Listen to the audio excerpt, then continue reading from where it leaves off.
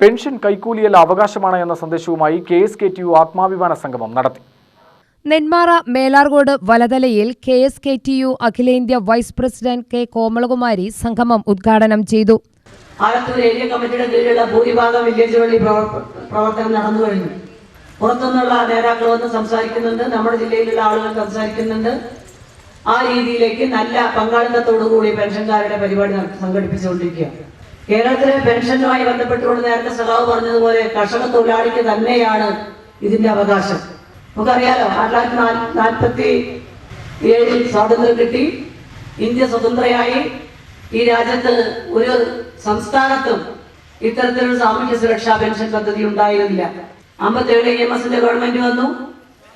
EMSന്റെ government വന്ന് നമുക്ക് കിട്ടിയ നേട്ടങ്ങളൊക്കെ തന്നെ സഖാവ് പറഞ്ഞു. ഏപ്രിൽ മാസം 5-ാം തീയതി അധികാരം ഏറ്റെടുത്ത സർക്കാർ 11-ാം തീയതി പുറപ്പെടുവിച്ച ഓർഡിനൻസിലൂടെ കുടിയൊഴിപ്പിക്കരുത് എന്ന വ്യവസ്ഥയാണ് കൊണ്ടുവന്നത്. അന്ന് വരെ പാട്ടം കൊടുത്ത് മുടിഞ്ഞിരുന്ന കർഷകൻ ആ മണ്ണ് അവന്റെ സ്വന്തമായി, ആ പാടത്തുണ്ടാകുന്ന നെല്ല് അവർ സ്വന്തമായി എടുക്കാറായി. പാട്ടം അളക്കേണ്ടാത്ത അവസ്ഥ വന്നു. ആ തരത്തിലാണ് ഈ കേരളത്തിന്റെ സാമൂഹ്യമായ മാറ്റം ഉണ്ടായിക്കൊണ്ടിരുന്നത്. Village secretary C. രാജൻ അധ്യക്ഷത വഹിച്ചു. മേലാർകോട് ഗ്രാമപഞ്ചായത്ത് president T. Valsala, block panchayat അംഗം V. രജനി, ഉമ്മർ അക്ബർ, അരവിന്ദാക്ഷൻ, അനിൽകുമാർ എന്നിവർ പ്രസംഗിച്ചു. UTV news, Palakkad.